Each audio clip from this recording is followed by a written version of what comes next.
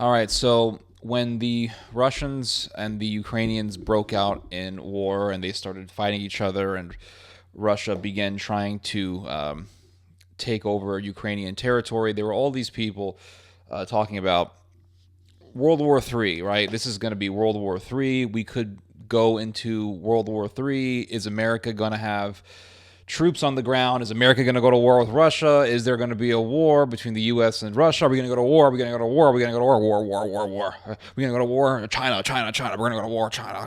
Oh, yeah, we're going to go to war, guys. War. We're going to go to war, guys.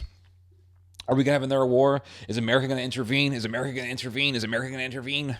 Should America intervene? And this was the talk of the town. It still is something that is talked about and yammered about by people. And people are acting as if we're going to have World War III in the next month or so. And you have people in Great Britain who also talk like this. We could end up in war, you know. We could end up going to war. This is very, very serious. England is not going to go to war with Russia. America is not going to have boots on the ground in Ukraine to fight the Russian military. America has been drained enough with the wars in Iraq and Afghanistan.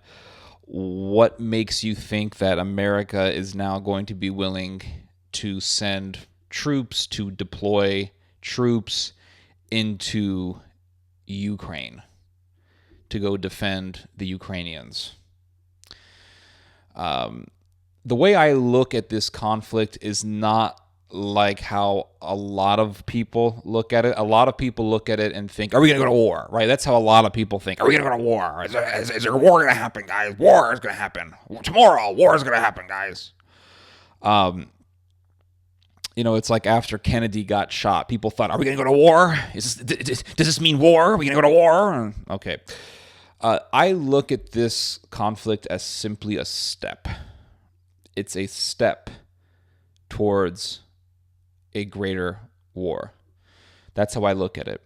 If you look at the events that took place before World War I, you will see that there were these smaller wars that erupted prior to the Great War, as World War I is known as. So, for example, in 1904, there was a war between Russia and Japan. And the world was shocked as they saw Japan leading as the victor and Japan winning that war over Russia, because everybody expected to see the Russians win. And that's not what happened, although the casualties on both sides were quite high. And that war is what solidified Japan's position as a significant global force and as a country to respect. And that's when the Americans began to see Japan as a proxy against Russia and China. And that's why the United States pulled all of its troops out of Korea and pressured the Europeans to do the same, thus enabling the Japanese to invade Korea. In 1912, a war broke out in the Balkans. And you had Serbia, Bulgaria, Montenegro, Greece form a Balkan alliance against the Ottoman Empire. They all allied together to fight against the Turks because they wanted to drive out what was left of the Ottoman Empire in the Balkans, and they wanted to make the Balkans 100% just Balkan. And they won, and the Turks lost. And after that war, in the same year, 1913, the Bulgarians, they were not satisfied with the territory that they had gotten in the aftermath of the First Balkan War, and so they wanted more. And what happened? The Serbs and the Montenegrins, they realized that they needed to fight the Bulgarians because the Bulgarians were getting a little too greedy. So the people of the Balkans started killing each other. And the Turks saw that a war was about to break out, and the Turks saw an opportunity. And so the Turks became an ally to the Serbs and to the Montenegrins against the Bulgarians. And the only reason why the Ottomans joined the Serbs and the allies of the Serbs was because the Ottomans wanted a piece of territory that Bulgaria took in the First Balkan War. It was called Adrianople. And if you look at a map, I mean, it's obvious why Turkey would be so interested. If you look at a map, Turkey and Bulgaria are right next to each other. They are right next to each other. Here's Turkey, here's Bulgaria, okay? It's right up here. They're real close to each other. And so there was this little slither of territory called Adrianople that Bulgaria took from the Ottomans in the First Balkan War. And so when the people of the Balkans, the proud Slavs of the Balkans, started killing each other again, the Ottomans saw it as an opportunity to take that territory back. And they did. So there were two Balkan Wars, right? First Balkan War, 1912 to 1913. And then there was a Second Balkan War, which began and ended within the year of 1913. So there were these events that took place. And there was another event that took place some years prior to the outbreak of the Great War. It was the crisis in Morocco.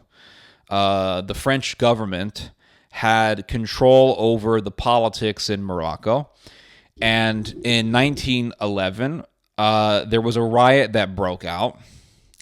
And the French forced the Sultan to allow French troops to be deployed into Morocco to bring stability back to the region, right? We've all heard of this before. And so the French came, they squashed the riot, and the French soldiers weren't leaving. They were going to stick around. The Germans came out and said that they were on the side of the Sultan and that the French were really imposing themselves upon the legitimate sovereignty of the Sultan. And so the Germans brought in a big gunboat to Morocco, and they declared that they would be on the side of the Muslim people and against the French imperialists. The reality is that the Germans wanted Morocco for themselves, and the Germans wanted to see how much they could push themselves, how much they could throw their weight around against the French before the British got too intimidated. And the British did not like what they saw. The British intervened and told the Germans to back off, and the Germans did, because the Germans realized that they weren't going to win this fight. They weren't going to win this spat.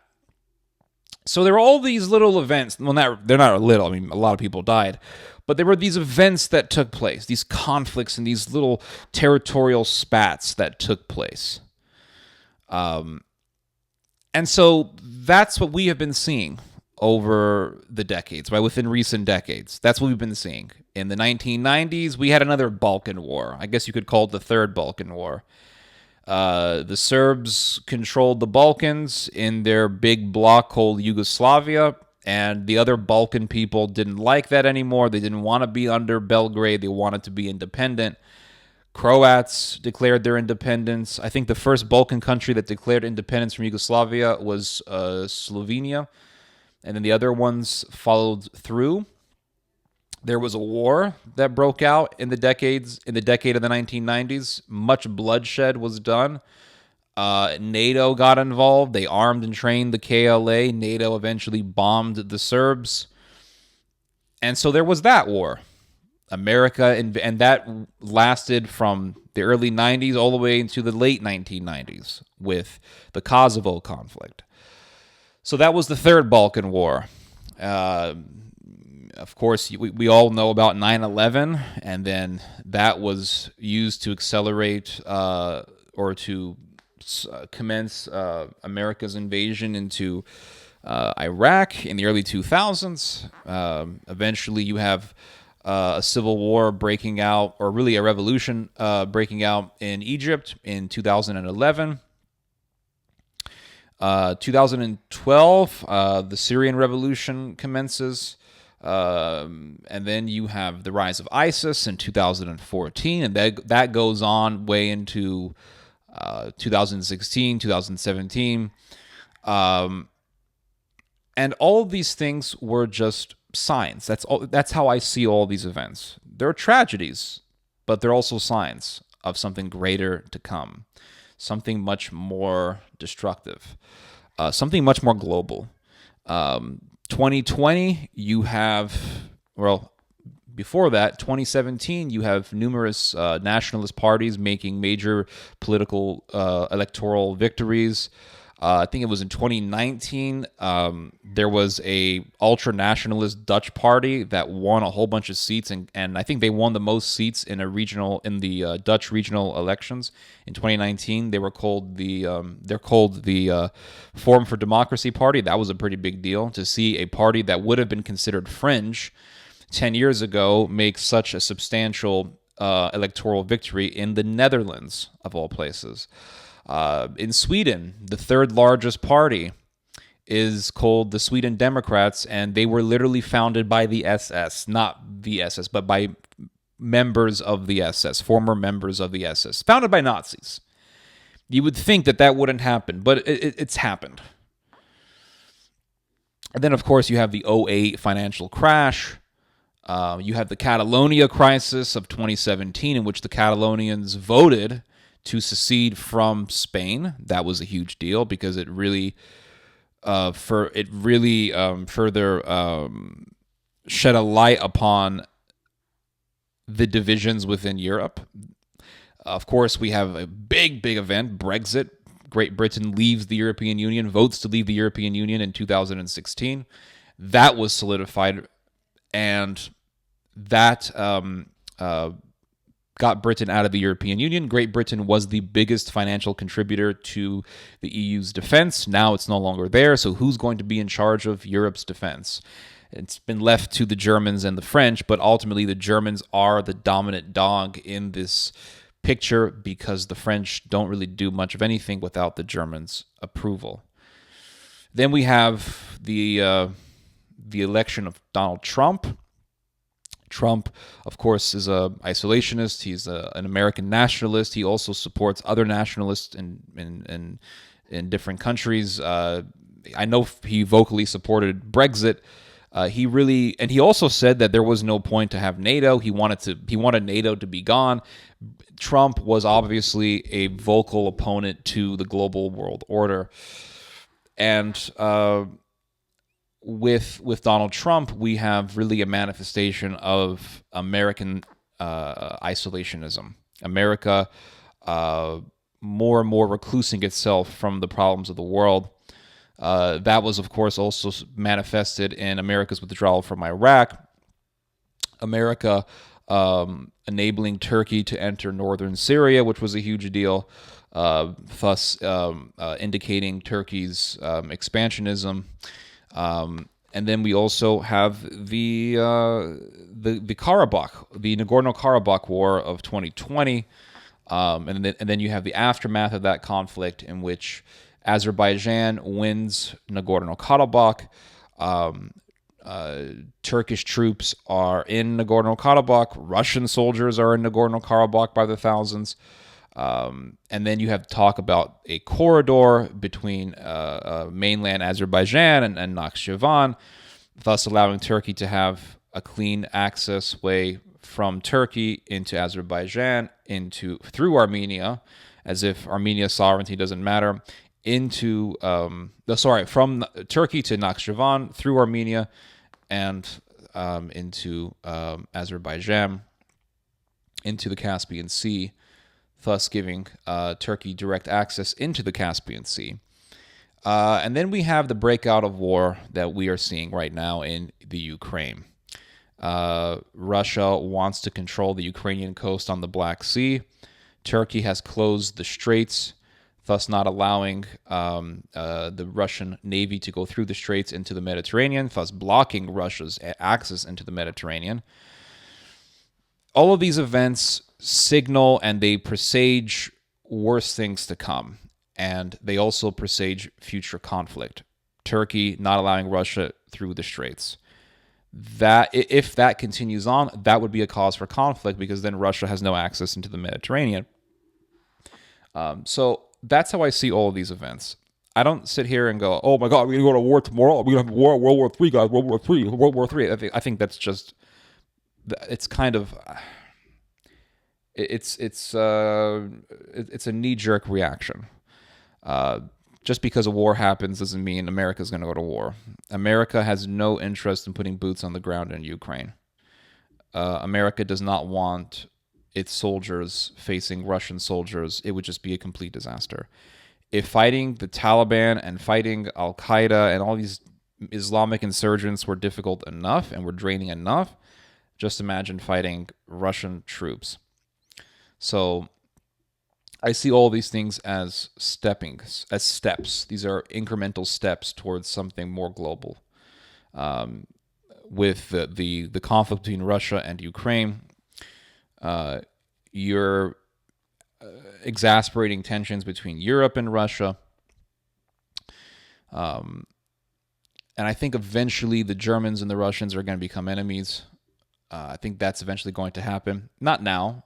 I think it's very likely that the Nord Stream 2 pipeline will be made operational eventually because the Europeans want Russian natural gas. They need natural gas. But I think eventually that diplomacy is going to wear out. That's my opinion. Not saying it's going to happen tomorrow or next year, but I think eventually, just as it was in World War I, World War II, I think eventually there's going to be some kind of breakout of war. Just as the Russians and the Ukrainians had conflicts in the past, the Russians and Germans had conflicts in the past. And I think that in the future, something like what happened in the past is going to break out between Russia and Germany. And then you have the rise of Turkey. Turkey expanding itself into the South Caucasus. Turkey almost exterminated all the Armenians, and they just backed a war against the Armenians, and they want to further undermine Armenia by having this corridor built this corridor built on Armenia that would allow Turkey just to go, and Azerbaijan just to go through Nakhchivan, through Armenia, as if Armenia doesn't matter, as if it's just some travel transit center, and into Azerbaijan. It's just, I don't know. Yeah, you're starting to see it. That's how I see these things. They're just steps. Anyway, hope you guys have enjoyed this video. You guys just heard some theology. God bless.